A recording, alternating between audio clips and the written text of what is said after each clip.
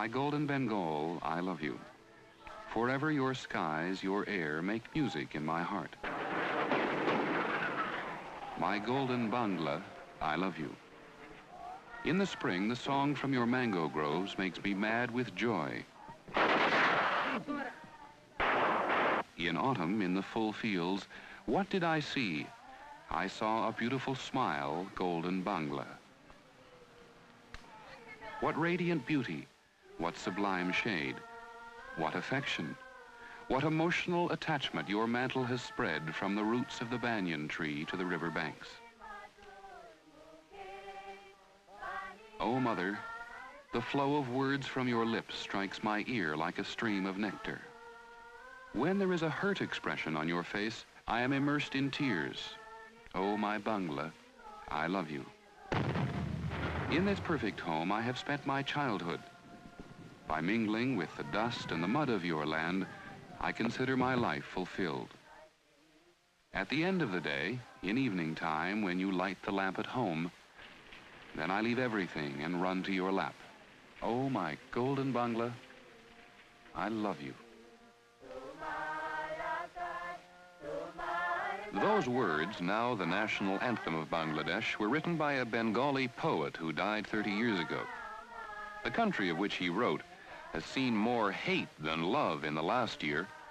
Today, another man is charged with the job of returning East Bengal to the state in which the poet really imagined it. His name is Sheikh Mujbur Rahman, Prime Minister of Bangladesh. Still, we are human beings. We don't like to take revenge against anybody.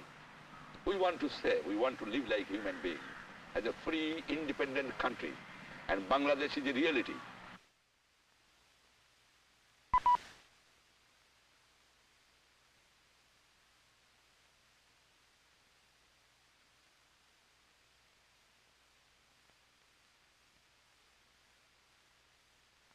We don't believe in revenge.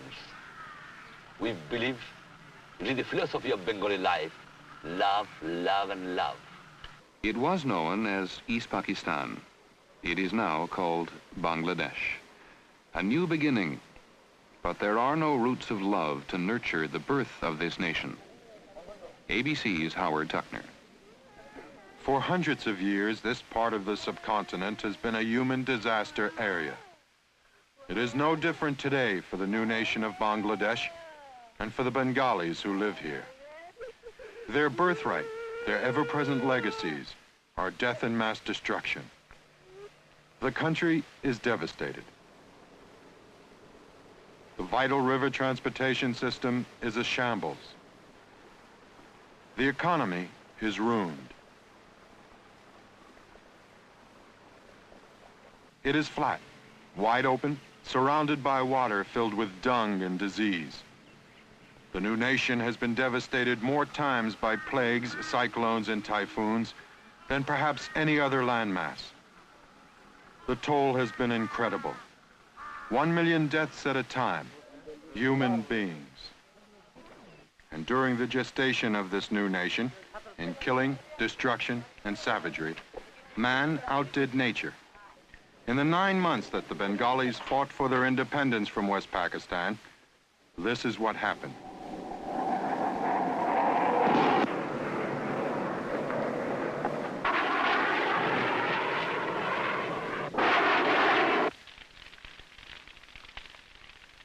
Pakistani forces and Bengalis supporting the Pakistanis massacred Bengali civilians.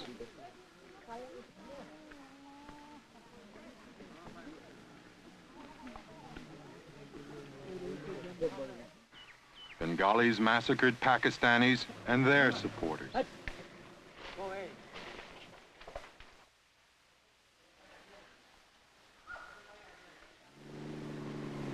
The Indian Army and Air Force came in on the side of the Bengalis. There was more death and destruction.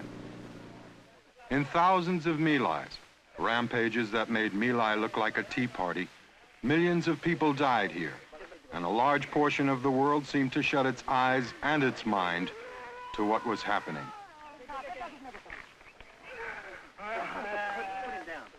Perhaps it was the civilized mind's inability, as with Biafra, to comprehend such staggering numbers of civilian dead. Or perhaps it was more simple, that because the massacred were Bengalis and Pakistanis, because they lived in the strange, faraway lands of the Asian subcontinent, perhaps because they were not Caucasian, somehow they were subhumans, and that all this really didn't matter much. Out of this savage, hysterical past, the only possible savior during the early months of this new nation could have been Sheikh Mujbur Rahman. To the emotional Bengalis, he's a man of the people, but no mere mortal. To them, he's a godlike man of the people. They need him desperately. He's their only real hope right now. My people loves me. People have respect me. The people have confidence on me and my party. And I know that so long I am here, my people will continue their support. When Sheikh Mujib returned here after 10 months of imprisonment in West Pakistan, the fragile future of Bangladesh was thrust in his hands. Also, the new nation's only Cadillac automobile. He named himself Prime Minister, Minister of Defense, Minister of Home Affairs, Minister of Information. He does not seem uncomfortable with all that power and adulation. My power depends on the love and affection of my people. And I've got the love and affection of my people. I don't know whether any leader in any country has got so much love and affection that my people love me. Sheikh Mujib has been stretching the love image a long way during these early days. He's been getting some good things done this way. But the question is, how far can Bangladesh go on little more than love? The real danger is that Sheikh Mujib, caught up in all the glory and adulation, truly believes himself that the power of his charisma is enough to solve the immense problems confronting Bangladesh. Though many of the Bengali freedom fighters, the Mukti and Mujib Bahini, have turned in their arms, as directed by Sheikh Mujib, many others like these still hold on to their automatic rifles. One day they may decide that the country is not being run to their liking. They may want to use these weapons again. One of these boys was telling me, we do not have faith in the Bangladesh force, we do not have faith in the police, we do not have faith in the government. It's only we who are the real inheritors of this independence, and it's only we who are the real fighters. The Bengali bloodlust still runs deep and hot against non-Bengalis, like these Biharis, who are suspected of sympathizing with the Pakistanis. 1 million of the minority Biharis still find themselves in Bangladesh. At this moment in time, there's no way out for them, no exit. There may be more massacres. And even now, left and right-wing extremists are waiting and planning. Peace may not be that permanent here. Massacres, of course, can take place, whether it's racial, whether it's political, between the right and the left, between one group of political elements and another group of political elements, between different classes, and also between Bengalis and non-Bengalis, or Biharis as you may call them. And since the problems are immense, and solution does not come very handy, it's a gigantic task for any government to solve these problems. Convulsions of a political nature will take place year after year. That's my personal belief. Year after year. Year after year. Perhaps Sheikh Mujib's inspiration, his magic, will prevent this. Almost every Bengali government official says the Sheikh has no weakness. They say he's perfect. Almost everybody in Bangladesh says this, and genuinely seems to believe it. Almost everybody, but not Sheikh Mujib's closest confidant, the Minister of Law for Bangladesh, Kamal Hussein. We put this question to him. Now, all men have their weaknesses. What do you think might be Sheikh Mujib's? He cannot be perfect.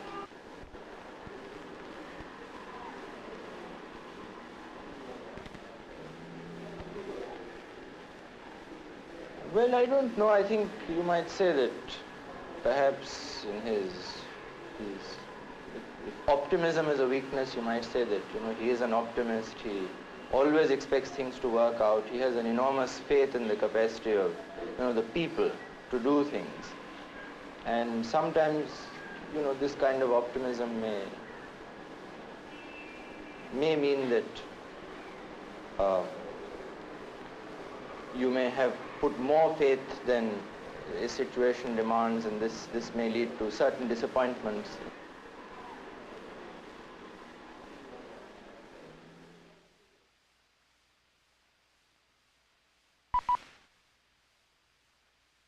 On the subcontinent, it is a small nation, bound to India by time, tradition, and need. ABC's Peter Jennings. No one remembers when nature first began to punish Bangladesh, but the recollection of yet another cyclone in November 1970 is still fresh for those who see it now as having been a prelude, a precursor of what was to follow 4 months later. The following March, however, it was man, not nature, set loose to ravage the land and the people of Bengal. Television was never allowed to record the barbarism itself, only the byproducts. Between 5 and 10 million people fleeing from something we could only see in their faces. The border states of India were soon pockmarked with slums they called refugee camps. This, though it was hard to believe, was better than what they had left behind. For some, it was still not enough.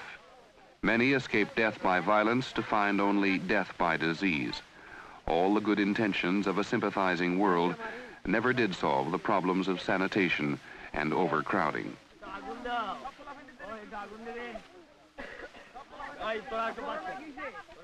A few months later, we could see for ourselves what these people had escaped.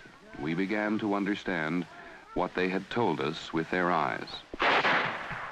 Those of them who became guerrillas had fought for many months. The Indian Army had fought officially for 13 days. Then it was over. Bengal was beautiful again. For many, more beautiful than it had ever been before. It is presumptuous and no doubt impossible to attempt judgment of this nation at such an early date. Yet this is not a nation just emerging from the drawing board, but a timeless piece of land on which more than 65 million people hope not only to survive, but to prosper. And suddenly, the people were going home. Many had walked 3 weeks to escape the terror of the past. Now they were to return on a journey which seemed shorter. The Indian government had spent $450 million on their care. The sooner they left, the sooner India would lighten the present burden on her shoulders.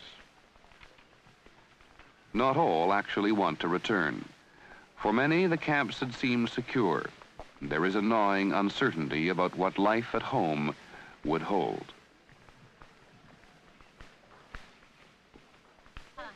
The future for almost everyone is uncertain.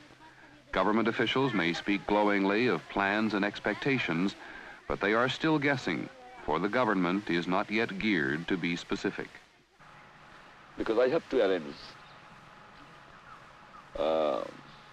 food for my people first, and there I have to give them houses because everything has been burnt. I have to restore communication system. I have to arrange the employment of my people. That is serious problems I am facing. One anticipated problem has not developed. There is not the mass starvation that had been predicted. Barring new natural disasters and given a reasonable amount of immediate aid, widespread famine will not occur. People return from India with 2 weeks' food, and on the land itself, small farms began to function again. Life is simple here and more easily resumed. In some parts of the country, the war prevented spring planting, but Bengalis for generations have tailored their consumption when shortages occurred, and this year they will do the same. If production increases and the population can be controlled, the people of Bangladesh can eventually feed themselves. It is not enough, however, just to feed yourself, nor is it enough to dwell on the past, for the future in Bangladesh is rushing in unchecked, and the list of priorities seems endless. The most immediate concern, the most urgent, is transportation. Every train that brings refugees cannot also bring supplies. There are few trains running, for there are few railroads which are wholly intact. The Pakistan Army, the Indian Army, and the Mukti Bahini guerrillas, they all had a hand in destruction, each with his own reason. The Pakistanis, to slow the Indian advance, blew the railroad bridges as they fled. The Indian Army tore up tracks to move their tanks faster inland. The Mukti Bahini destroyed bridges to prevent the Pakistanis reaching areas they, the guerrillas, had finally controlled. More than 400 bridges have been destroyed. Their repair means material and money, which for the moment does not exist. Bangladesh from the air often appears more water than land. The rivers are like roads, and it is on them now that the country must rely more heavily than ever. But even here, there are problems. Unused for months, many have silted up. Large cargo boats move only in limited areas. The small, now famous country boat can only carry so much. In the country's two major ports, the situation is similar. Ships sunk during the war blocked the main channels. The mines have been cleared, but until now, no international shipping has ventured in. No shipping, no aid. No export of goods which Bangladesh must sell to earn foreign exchange. In Chittagong, the country's largest port, damage is extensive. The Indian Air Force struck hard at the port facility, and new construction here must be added to a long, distressing list of needed repairs everywhere. Chittagong is a stark example of Bangladesh's long-term problem, for even if the port were ready to run, it is doubtful if it could function fully.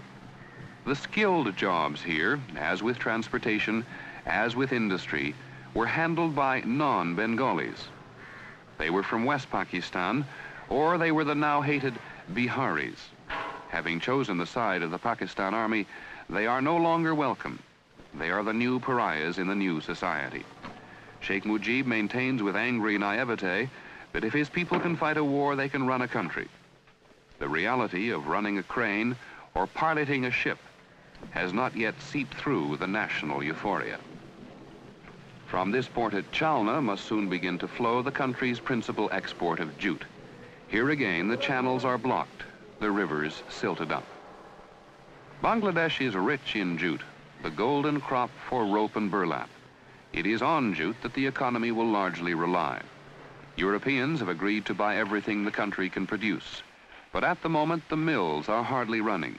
Some are closed altogether, others working at half speed and thereby half production. Here again, non-Bengalis had provided the talent. They no longer work. Here again, even if you produce, you must ship. And remember the transportation crisis. It is still a matter of guesswork how much jute can be produced or how much the world will need. It is not guessing to know that without its earning power, the need for aid will increase. Even so, Sheikh Mujib talks somewhat naively about his country's potential. I have very good exportable commodities like jute, like tea, like hygiene schemes, fish. I have forest goods. I can export many things. I can earn huge amount of foreign exchange. But these people have destroyed. I have to reorganize it and start working for that. The Russians have promised massive aid, and so have the Indians. But Indian economists shudder at the figures. $2 billion annually for 5 years, they guess, must come from a country with shortages of its own. Yet more than any other country, it is India which must ensure the viability of the new and partly Indian-created neighbor. 2 billion, 5 billion, 10. With Bangladesh barely a month old, the figures for the future are as unreliable as those for the past. No one really knows how many refugees, how many dead, how many raped. Nor do they know what they need for the future, only that they need. What is evident is that the country is bankrupt in everything but spirit, and the spirit, for the moment at least, seems to make everything possible. I'll be able to do it because my people who can give their life for their liberation, they will cooperate. And people cooperation is the most important thing. And you have seen that everybody in this country is cooperating with me. Soon enough, the freedom will require a backbreaking commitment. Bangladesh has a population denser even than India. Of 35 million acres suitable for cultivation, only 6 can be farmed this year. When 500,000 people were killed in a cyclone, their number was born again in 87 days. The economic stability for these people is the only thing that can guarantee their political stability. Without it, they risk anarchy, a new convulsion to shatter the subcontinent and send these people like tumbleweed, drifting into oblivion again. The United States was not the only superpower that found itself backing the losing side, morally and militarily, in the war that led to the creation of Bangladesh. Peking also had given its support to Pakistan, and like Washington, may have found itself frozen to its course when the Soviet Union signed a treaty of friendship with India last summer. During the past decade, United States policymakers have had little success in Asia. Now, here in the subcontinent, Washington's prestige and influence have declined sharply for having sided with its longtime ally, Pakistan, sparking anti-U.S. and pro-Soviet demonstrations. The U.S.-Pakistani relationship during the Indo-Pakistan War may have been reinforced by the part Pakistan played in helping Henry Kissinger arrange President Nixon's trip to China. So where Russia is concerned, they stood by us. They gave veto. They helped us. My friendship will continue. That doesn't mean that I cannot be friendly with other countries also, because I believe in non-aligned, neutral, independent foreign policy. And I am not going to sell my freedom to anybody, whoever it might be. They are courageous words, and Sheikh Mujib may try hard to fulfill that pledge. But because of the dismal state of the Bangladesh economy, they may turn out to be empty words. Foreign aid often means foreign ties. The Soviet Union already has recognized Bangladesh, has started sending in small amounts of food and material. Every day the Bengalis seem to owe more and more to the Soviets. United States leaders are not expected to recognize Bangladesh or to send aid for quite some time. They should have come forward, at least for the sake of humanity, to save my unfortunate people. Unarmed civilians were killed by the barbarous army of Pakistan. We expected, as a democratic nation, that the United States administration should have been protested, at least to say that don't do this at least for the sake of humanity. I am sorry. They have not done it. Sheikh Mujib wants U.S. aid desperately. In interviews, he tries to mask his feelings about the U.S. government, but on occasion, they explode. You are a very powerful country. I know that. But power comes from the people, you remember it.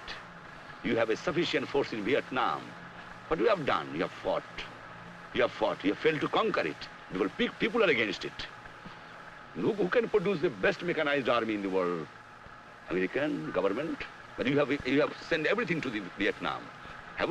Is it possible for you to conquer it? No. In 3 weeks, 2,000 miles from this land of golden Bangla, President Nixon will arrive in Peking for meetings with Zhou Enlai. The superpowers have many urgent matters to discuss. The future of Bangladesh and its people may not be high on the list of priority subjects, if Bangladesh is on the list at all. And when the Peking meetings end, they will still be here, waiting for the next cyclone, the next typhoon, the next massacre, and the next day of hope.